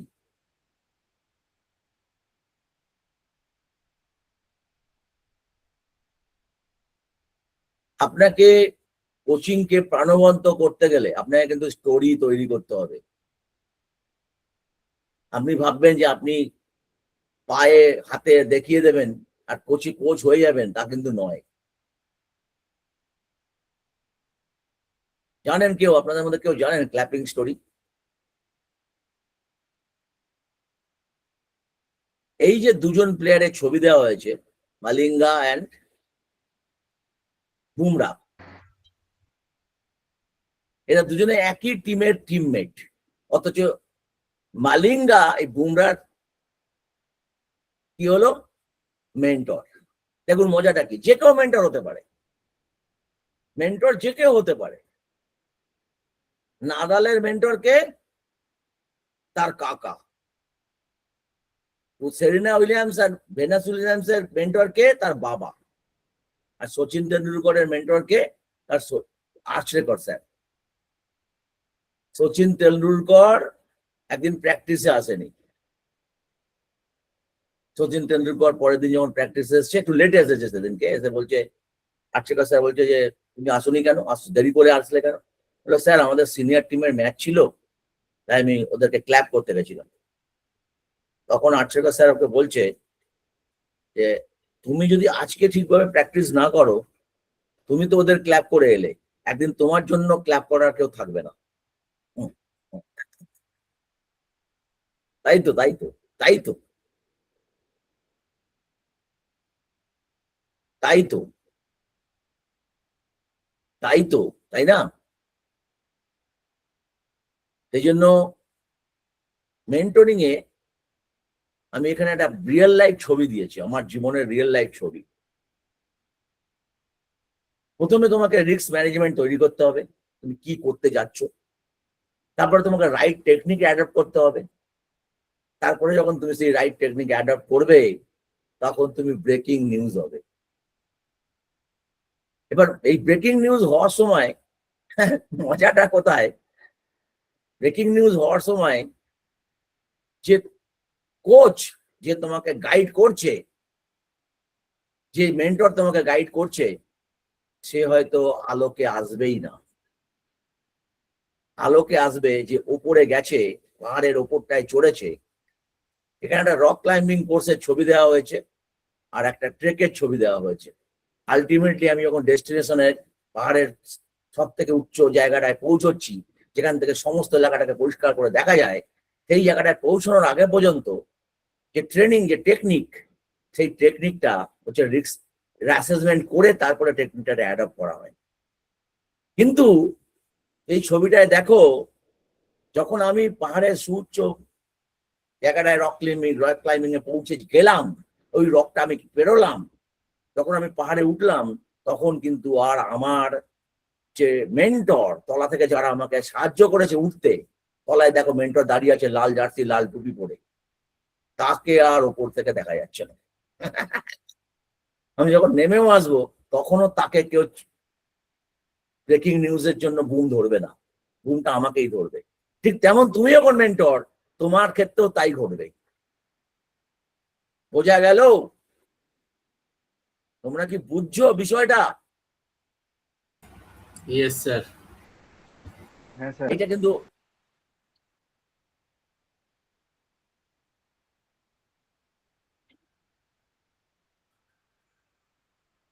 হ্যালো, আপনি কি আমাকে আধা ঘন্টা বাদে ফোন করতে পারেন? হ্যাঁ, ঠিক। সো এবার দেখো, আমি তোমাকে ছোট ছোট উদাহরণের সাহায্যে, কিছু ছবির সাহায্যে বোঝাবো যে মেন্টরিং ব্যাপারটা ঠিক কি, কি কিরকম ভাবে হয়, মেন্টরিং হলে কি হয়। আমি দেখো এরপরে একটা ছবি দেখাচ্ছি। ছবি কি চেঞ্জ হয়েছে? হ্যাঁ স্যার। হ্যাঁ হয়েছে। দেখো মজাটা দেখো, এই ছবিটা দেখো ভালো করে, খুব ইন্টারেস্টিং। Mentoring works together. অর্থাৎ মেন্টরিং মানে যে তুমি এসির মধ্যে বসে রইলে আর ফোনে ফোনে মেন্টরিং করে দিলে, ব্যাপারটা এরকম নয়। মেন্টরিং হচ্ছে ওয়ার্ক টুগেদার। সেই যে ইস্টার্ন রেলের গল্পটা বললাম, যে একটা স্কুল বাড়িতে, বিরাট স্কুল, একটা তার বিরাট মাঠ, বিরাট মাঠ।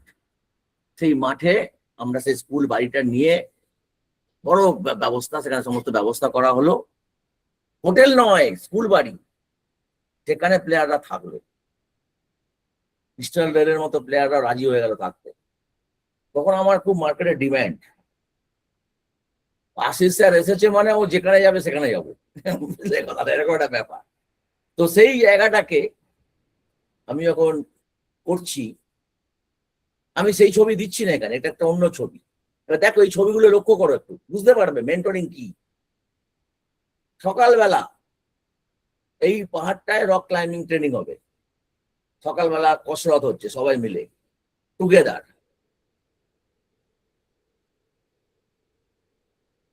তারপরে তলার ছবিটা লক্ষ্য করো, যখন আমরা পাহাড়ের মাথায় পৌঁছে গেছি ওখান থেকে তখন আমাদের টেন্ট গুলো কেমন লাগছে দেখো। এখানে কোনো বসতি নেই, পুরো টেন্টে থাকতে হবে, মানে সুদূর অঞ্চল পর্যন্ত কোনো ঘর বাড়ি নেই, ওখানে টেন্ট খাটানো আছে। রাত্রিবেলা দেখো টেন্টের অবস্থা, বুঝতে পারছো কথাটা? রাত্রিবেলা দেখো টেন্ট, অন্ধকারের মধ্যে টেন্ট, কিছু আলোর ব্যবস্থা করা হয়েছে ব্যাটারি চালিত, তা দিয়ে জাস্ট ট্রেন গুলোর যাতায়াতের পথে একটু আলো থাকে এরকম ব্যবস্থা করা হয়েছে। পুরো জঙ্গলের মধ্যে, এটা পুরো জঙ্গলের মধ্যে। এবং ক্যাম্প ফায়ার, ক্যাম্প ফায়ার একটা অত্যন্ত গুরুত্বপূর্ণ অ্যাক্টিভিটি, যেখানে প্রত্যেকে কিছু করে, পারফর্ম করে, সেটা শেষ দিন হয় ক্যাম্প ফায়ার। তো এই যে বিষয়টা, এর ফলে মেন্টরিং এভাবে ডেভেলপ করতে হয়। মেন্টরিং শুধুমাত্র ঠান্ডা ঘরে বসে হবে না, আর শুধুমাত্র গ্রাউন্ডে হবে না। এবার দেখো তোমাকে আরো ছবি দেখাচ্ছি, খুব ইন্টারেস্টিং ছবি।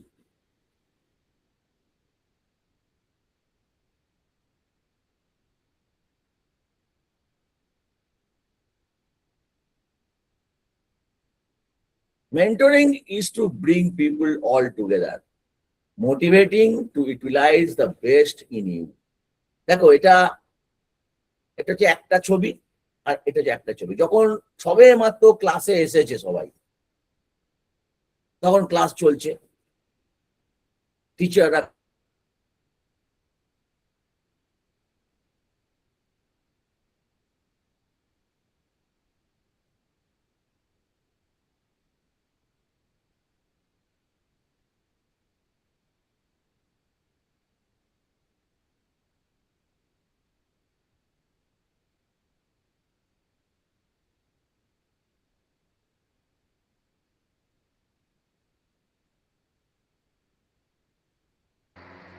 লাইন কেটে গেল মনে হচ্ছে নাকি? হ্যাঁ, লাইন কেটে গেছে।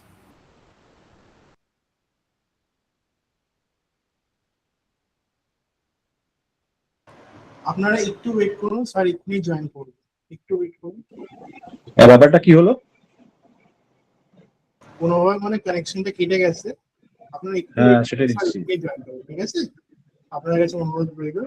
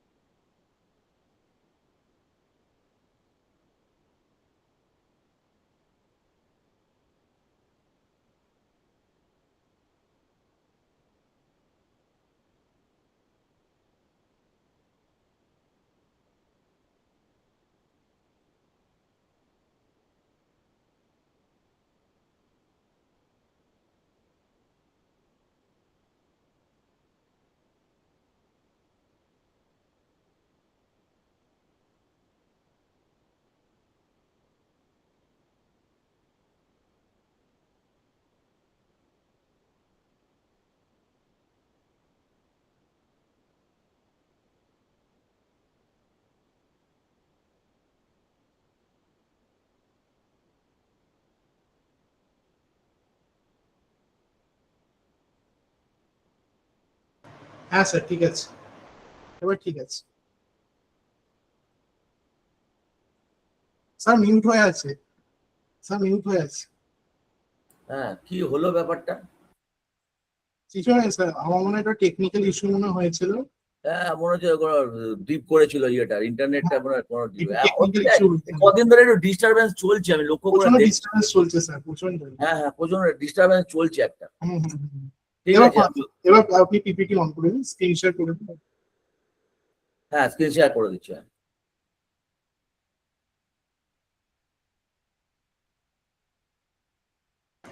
ক্লাসটা স্যার ভালোই চলছে, ওদের ওদের আবার কেমন চলে গেল, ওই জন্য আপনাকে ফোন করুন।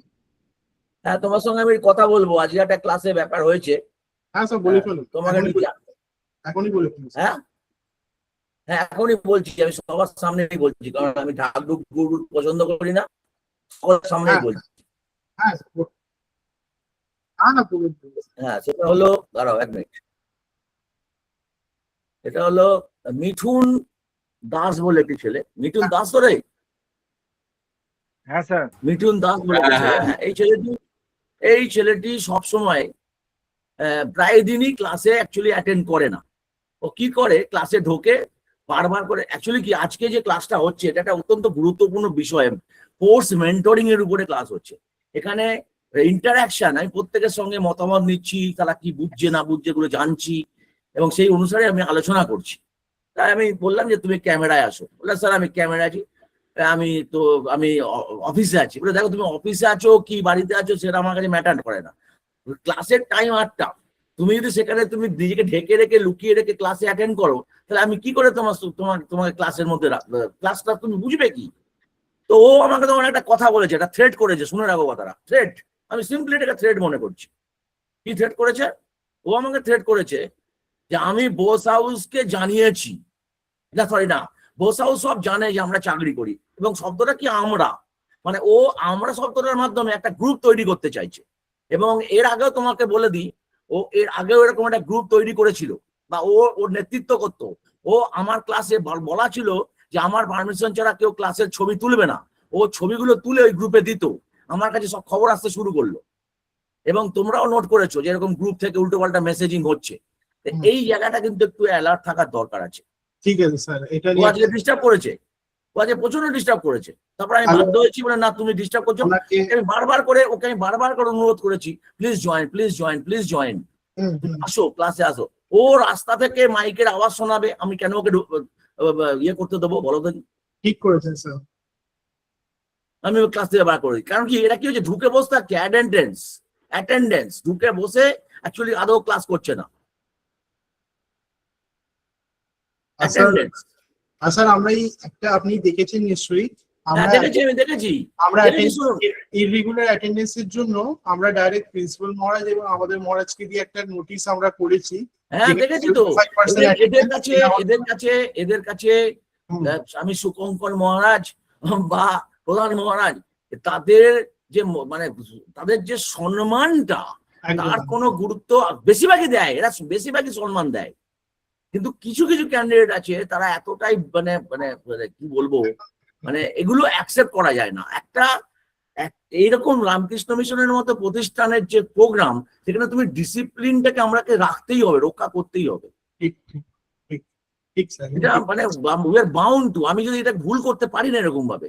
ওই জন্যই স্যার আমরা বাধ্য হয়ে জিনিসটাকে আমরা ইররেগুলার অ্যাটেন্ডেন্স যারা করছে একটা নোটিশ আমরা দিয়েছি, এবং সব গ্রুপেই আমরা দিয়েছি, যারা যারা নোটিশটা আমি দেখেছি যে অত্যন্ত সুচারুরূপে ক্যালকুলেট করা হয়েছে কারা কারা অ্যাটেন্ড করছে আর করছে না। একদম মানে হ্যাপাজার্ড নোটিশ নয় ওটা, এই নোটিশটা বানাতে গিয়ে এতগুলো কোর্সের রীতিমতো খাটতে হয়েছে, ঠিক স্যার। এটা কে বুঝবে? তো this are the things, I am sorry to say. এটাই মানে একটা ফার্স্ট চান্স, সেকেন্ড চান্স আর একটা আমরা দেবো, এরপর যদি হয় তাহলে আমরা পুরো সার্টিফিকেট আমরা দেওয়া বন্ধ, তখন আর পরে বলা যাবে না যে কেন এই ব্যাপার ওই না, ব্যাপার। এটা এরকম জিনিসটা হলো, এটা আমার একদমই ভালো লাগলো না। শোনো, একটা ক্লাস করাবার আগে, এই যে সবাই- আজ আমি ক্লাসটা করাচ্ছি, আমি তো প্রিপারেশন নিয়ে এসেছি ক্লাসটা করাবার জন্য। তা আমি কি করব, আমার ক্লাসের পরিচালনাটা কি, আমি লেকচার করে বলে যাবো, কিচ্ছু বুঝবে না। বাইরে কি স্যার, আমি আপনি তো ইন্টারাকশন করবো। বাইরেকার ক্ষেত্রে তো স্যার, এখানে তো আমরা অ্যাটেন্ডেন্স দিই, বাইরেকার ক্ষেত্রে স্যার যারা ক্যামেরা অন করে না তাদের তো অ্যাটেন্ডেন্সই দেওয়া হয় না। হ্যাঁ, দেওয়া হয় না। একমাত্র যারা ক্যামেরা অন করে বা একটু ইন্টারাকশন নেয় তাদেরই অ্যাটেন্ডেন্স নেওয়া হয়, যারা ক্যামেরা অন করে না তাদের অ্যাটেন্ডেন্সই দেওয়া হয়। একদম একদম একদম। তাও তো আমরা একটু একটু আমরা ইয়ে করি, ছাড় দিই। না, যথেষ্ট লঘুতা দেখিয়েছেন, এবার সব বন্ধ করুন। সত্যি তাই। ঠিক আছে, আমি কিছুটা অংশ করে দিই এদেরকে আলোচনা। হ্যাঁ, ঠিক আছে। ক্লাসে না, না, এই যে কজন অ্যাটেন্ড করেছে এদের মধ্যে অনেকেই সঠিকভাবে করছে, সঠিকভাবে করছে। হ্যাঁ, আবার কিছুক্ষণ আগে চলে গেল একজন দেখলাম। তো এইটাই হয় আর কি, মানে আমি এক ক্লাস করতে বসেছি, ক্লাসটাকে আমি ঠিকভাবে করবো তো। ঠিক। আমার দরকার কি, আমার গলা ভেঙে গেছে বলতে বলতে, সারাদিন ধরে বকছি। তা সত্ত্বেও আমি বলছি, আমি অসুস্থ ছিলাম কিছুদিন আগে। তো এই যে বিষয়গুলো বোঝার, এরা সেই বোঝারই চেষ্টা করে না। আমাকে বোস হাউস দেখাচ্ছে। আরে বোস হাউস, আমার বোস হাউস থেকে কি আমি আলাদা নাকি? এটা ওর মাথাতে ঢুকছে না। ভালো করে স্যার ব্যাপারটা বলে আমরা দেখছি ব্যাপারটা কি। ঠিক আছে, আপনি স্যার ক্লাসটা শুরু করতে পারেন। হ্যাঁ একদম। হ্যাঁ, আমি ক্লাসটা ভালোই হচ্ছিল, বলবো 10 মিনিট বলবো। হ্যাঁ ক্লাসটা ভালোই আর হচ্ছে। 10 মিনিটস বলবো আমি। হ্যাঁ, ঠিক আছে, 10 মিনিট। সো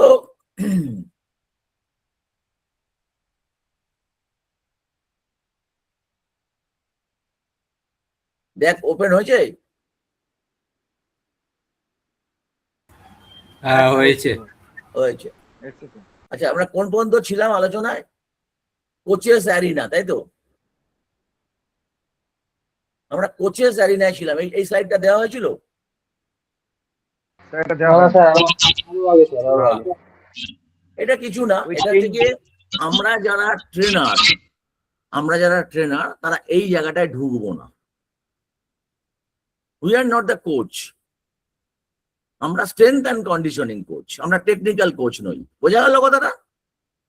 কিন্তু আমি কেন আজকের আলোচনাটা করছি, অর্থাৎ মেন্টরিং নিয়ে কেন আলোচনা করছি, যে তুমি কোচিং যাই করো না কেন, তুমি টিচিং যাই করো না কেন, তোমাকে মেন্টরিং এর পর্যায়ে উত্তীর্ণ হতে হবে। আগের দিন যে ওই ভদ্রলোক এসেছিল ক্লাসে, তোদের মনে আছে? ইঞ্জিনিয়ার ভদ্রলোক, যাকে মোমেন্টো দিলাম, এই ভদ্রলোককে মনে আছে? কেন ওই ভদ্রলোককে কেন আমি এত অ্যাপ্রিসিয়েট করলাম? কারণ দ্যাট ম্যান, সে কিন্তু অ্যাকচুয়ালি মেন্টর হতে চাইছে। ওনার টার্গেট হচ্ছে মেন্টর হওয়া। মেন্টর হতে গেলে অনেক কিছু বিষয় নিয়ে স্টাডি করে তবে মেন্টর হতে হবে। চল আর একটা ছবি দেখাই মেন্টরিং এর। এই ছবিটা দেখো সবাই, দেখো। এটা হচ্ছে গিয়ে নর্থ ব্যারাকপুর না, নিউ ব্যারাকপুর মিউনিসিপ্যালিটি পরিচালিত একটা ফুটবল কোচিং ক্যাম্পের ছবি। এই ক্যাম্পের আমি কিছুদিন দায়িত্বে ছিলাম। আমাকে দেখতে পাচ্ছ ছবিতে তোমরা, বাচ্চাদের ক্যাম্প, আন্ডার 15 এর ক্যাম্প। দেখো, যখন একটা টিম হয়ে ওঠে তখন ছবিটা কেমন হয়।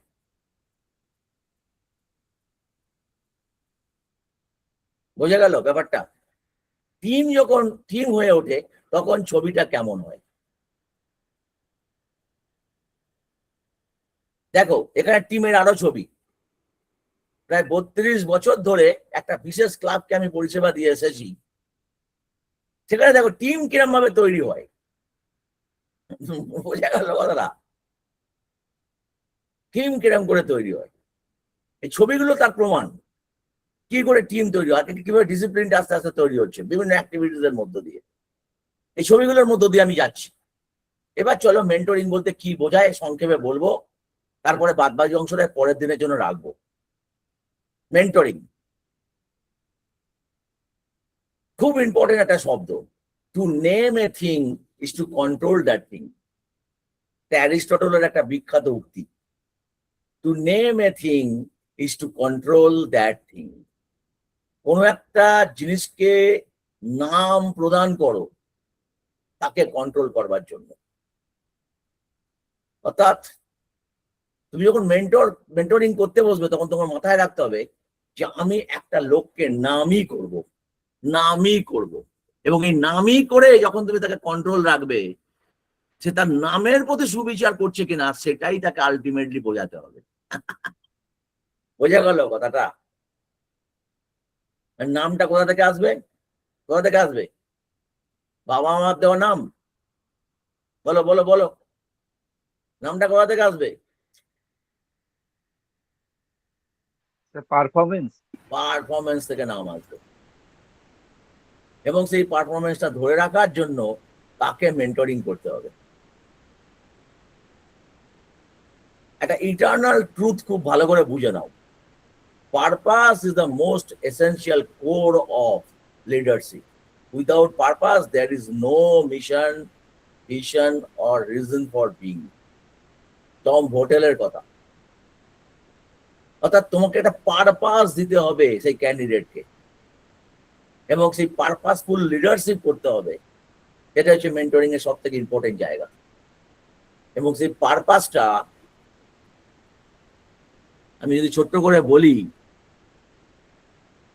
Mister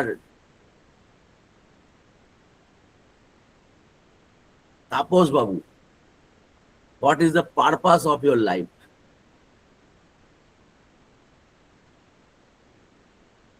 what is the purpose of your life?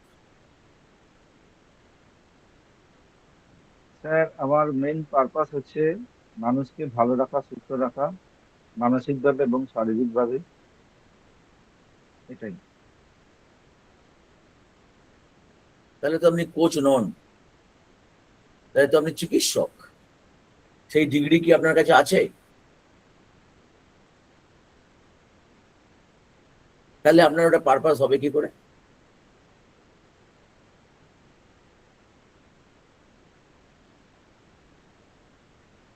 কোনো রিক্সা পুলার যদি ভাবে আমি লোকের ক্যান্সার সারাবো, তাহলে সেটা তার পারপাস হতে পারে?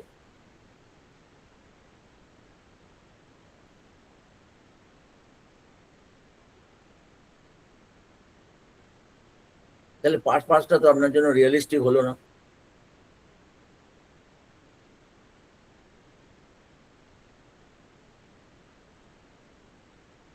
আপনি কোচ হিসাবে আপনার পারপাস কি? স্যার কোচ হিসেবে পারপাস হচ্ছে একটা স্টুডেন্টকে সঠিক দিশা দেখা, তার পাশে থাকা, এবং সে ভুল পথে না গিয়ে একটা নির্দিষ্ট পথে এগিয়ে এগিয়ে যেতে, মানে এগিয়ে যায় সে, যাতে ইন ফিউচার কোনো একটা জায়গায় স্ট্যান্ড করে। সুদীপ্ত চ্যাটার্জি, পারপাস বলো।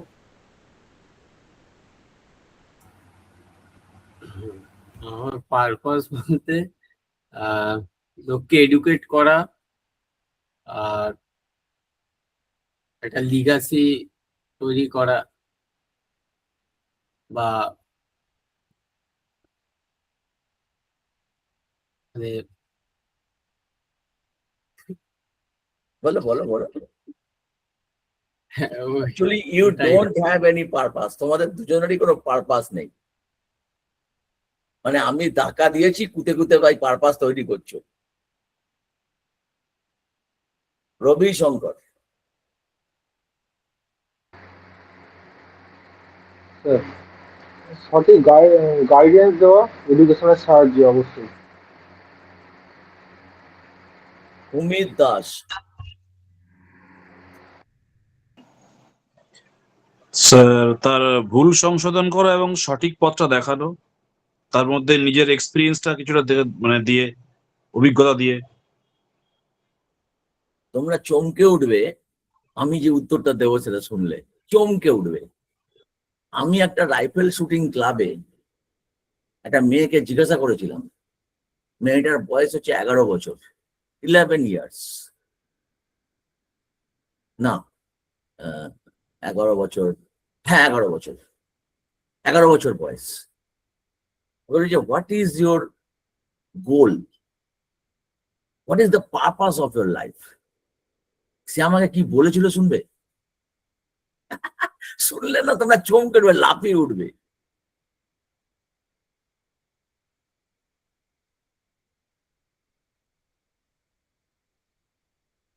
সে বলেছিল 2032 ইজ মাই টার্গেট।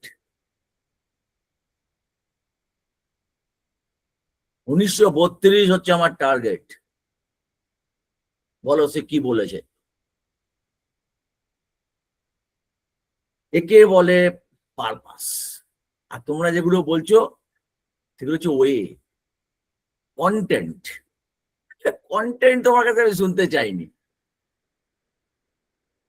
ওই মেয়েটা তার পারপাস নির্দিষ্ট করে ফেলেছে, এর জন্য যতদূর যেতে হয় ও যাবে। 11 বছর বয়স, ঘটনাটা কবেকার ঘটনা? আজ থেকে 3 বছর আগেকার ঘটনা। তার মানে 2024, 2022, হ্যাঁ 2024-এর ঘটনা, 23-এর ঘটনা, 2023-এর ঘটনা। আর 2023-এ দাঁড়িয়ে এসে বলছে মাই টার্গেট ইজ 2032 রাইফেল শুটার। 10 বছরের আগে রাইফেল শুটিং এর কোনো কম্পিটিশনে বসতে পারে না কেউ 10 বছর বয়স না হলে। তার মানে সবে সে 1 বছর হলো মানে কম্পিটিটিভ শুটার হিসাবে স্বীকৃতি অর্জন করেছে। শুটিং সে করছে 6 বছর বয়স থেকে, কিন্তু শুটার হিসাবে মানে কম্পিটিশন শুটারে, মানে আমি নিজে একজন মেম্বার শুটিং এর, তো সেই জন্য আমি জানি ব্যাপারটা। তো সেই জন্য সে বলছে যে আমি এটা আমার টার্গেট। তোমরা কেউ বলতে পারবে তার টার্গেট কি? স্যার তার 2032 অলিম্পিক তার টার্গেট। হ্যাঁ, দিস ইজ কল্ড টার্গেট, এছাড়া আর কিচ্ছু নয়।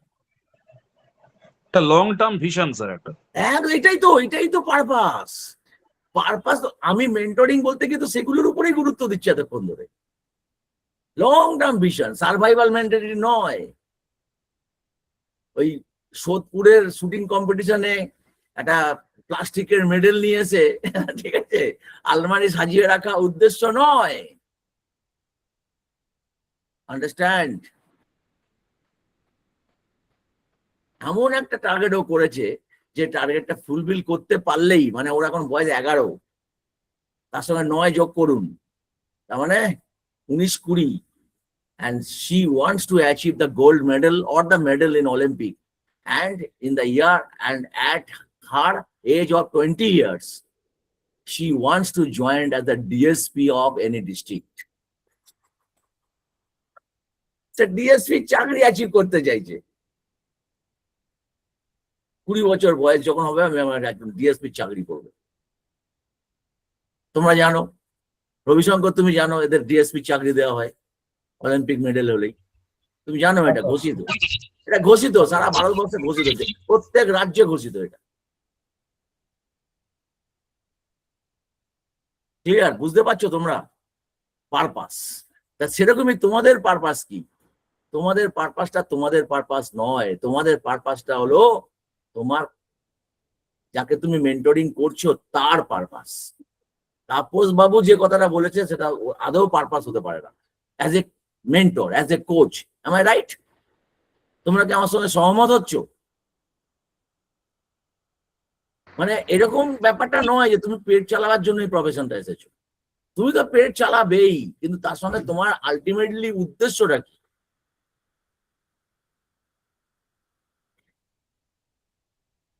তোমার পারপাসটা কি? একটা নির্দিষ্ট লক্ষ্যে পৌঁছানো। সো আমি আরো একটা ইম্পর্টেন্ট জিনিস বলবো, সব থেকে গুরুত্বপূর্ণ হচ্ছে imagination. Close your eyes, everybody close your eyes.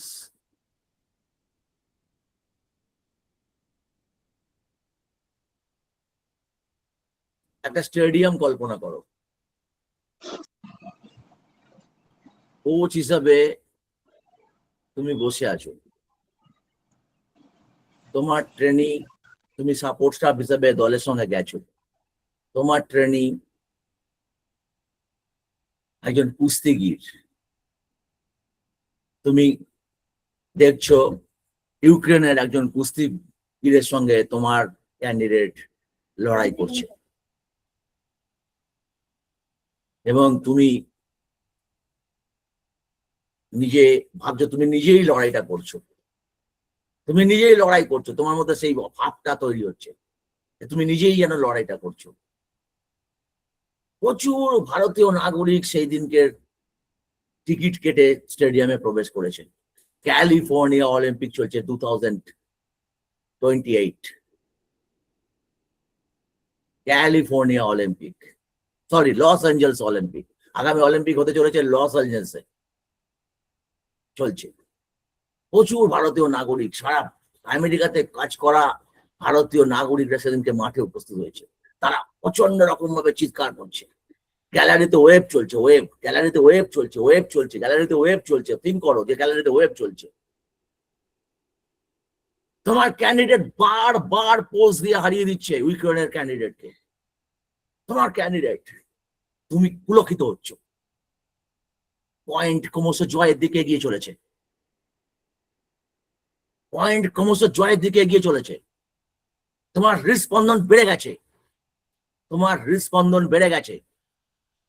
তুমি অত্যন্ত উত্তেজিত হয়ে যাচ্ছ, তোমার অ্যারাউজাল হয়ে গেছে, হার্ট রেট বেড়ে গেছে। তোমার ক্যান্ডিডেট শেষ পায়তারা দেখিয়ে, পোজ দেখিয়ে সারা স্টেডিয়াম চিৎকারে ফেটে পড়লো। রেফারি হাত তুলে ঘোষণা করলো তোমার ক্যান্ডিডেটকে বিজয়ী।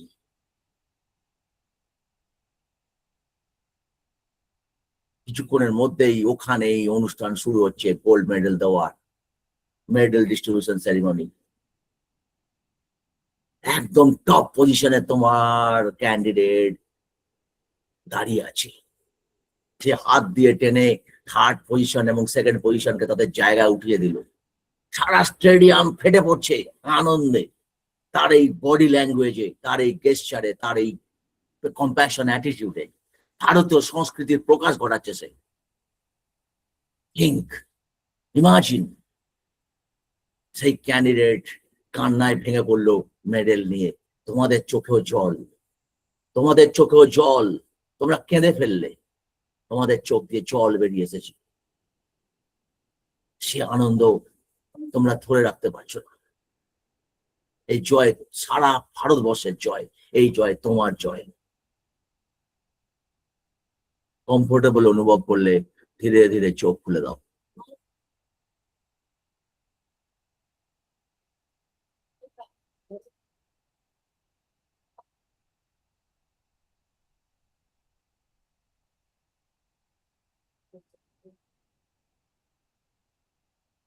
যদি আজকে তুমি এটাকে ইমাজিন করতে না পারো,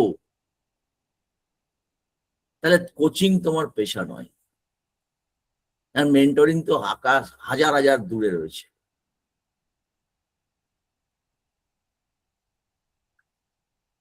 রবিশঙ্কর, বলো ফিলিং।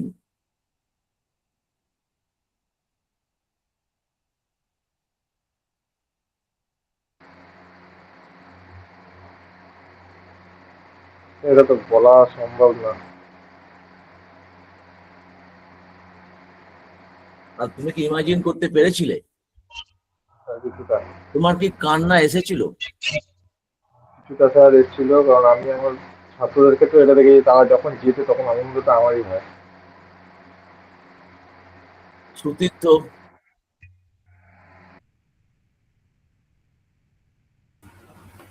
হ্যাঁ স্যার,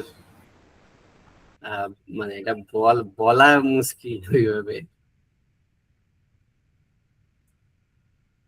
আবেগ কি জেগে উঠেছিল?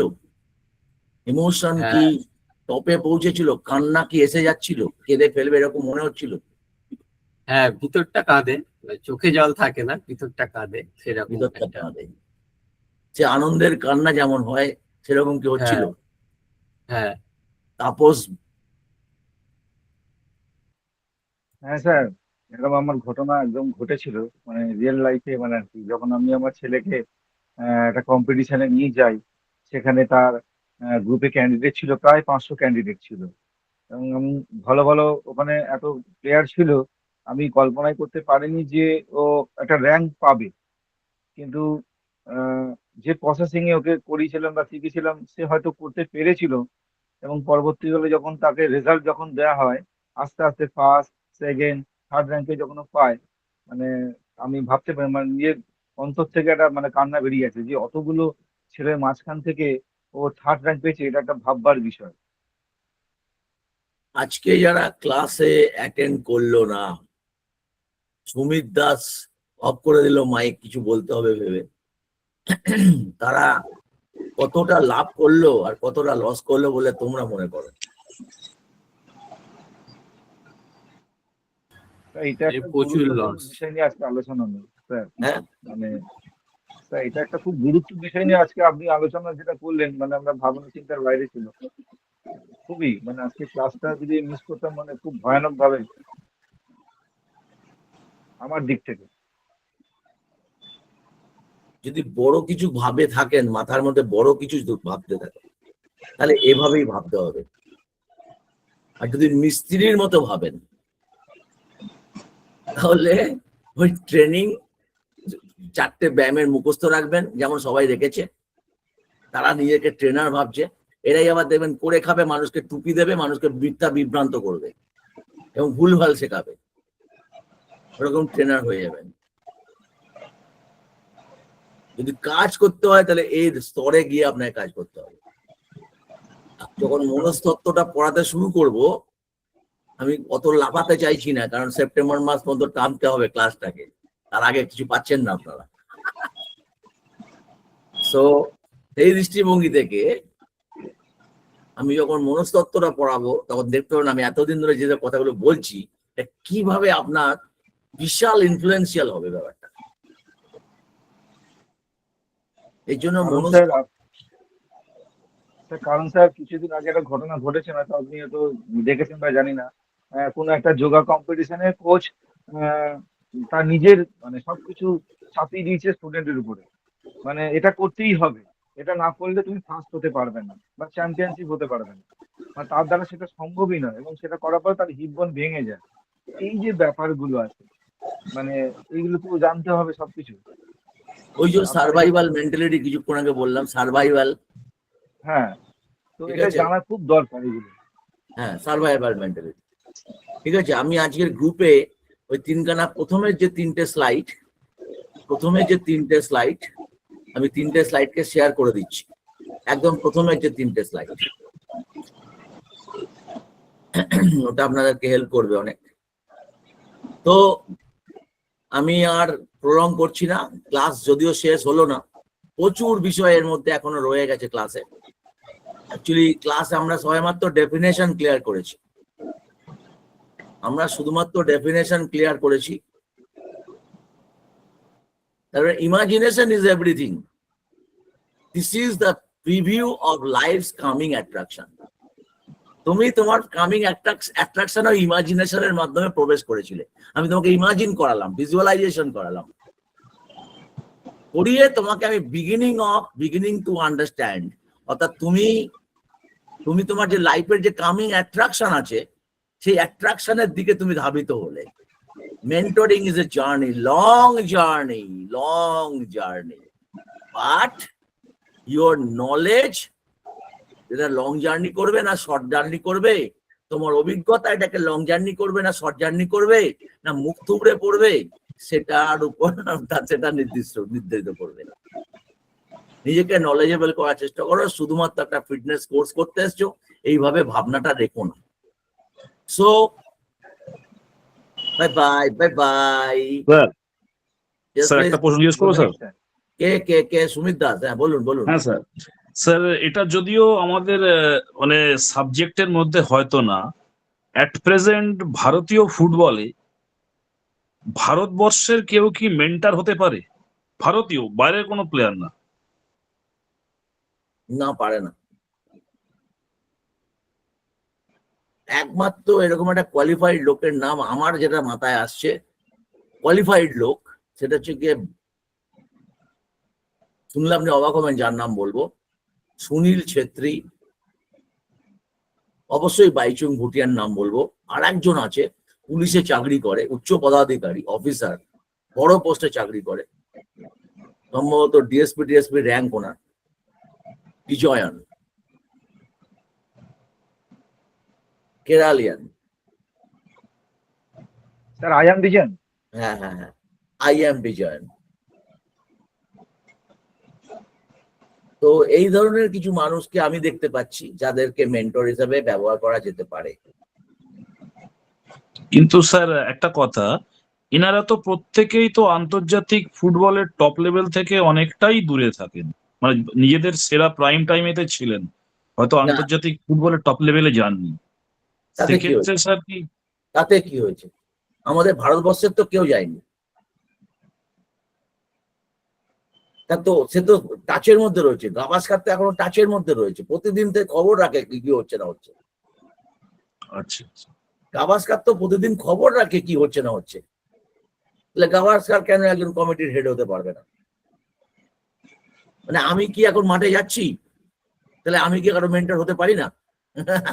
বোঝা গেল কথাটা? আমি তোমার অভিজ্ঞতাটা শেয়ার করবো,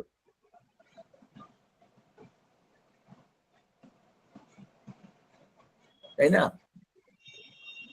কাজেই হতে পারে, কিন্তু তাকেও মানে আমার মনে হয় আমার যেটা ব্যক্তিগত উপলব্ধি, এবার বলি তাহলে, আমি মেন্টরিং এর উপর একটা ইন্টারন্যাশনাল কোর্স করেছি।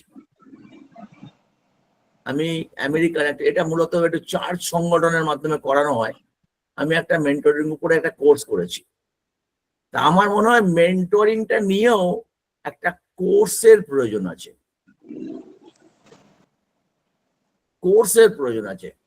যে আজকে আমরা যে আলোচনাটা করব, এটা যদি তখন শেষ করব, তোমরা অনেকটা পেয়ে যাবে যে একজন মেন্টরকে কি কি জানতে হয়, কি কি বুঝতে হয়,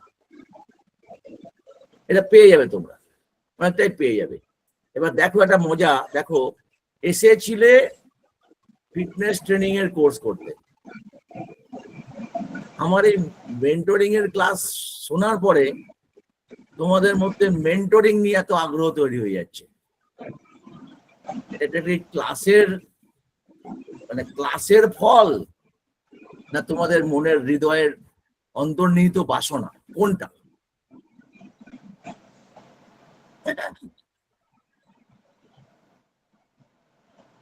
কোনটা? দুটোই স্যার, ক্লাসের ফল ক্লাস তো অবশ্যই। এবং নিজেদের চয়েস।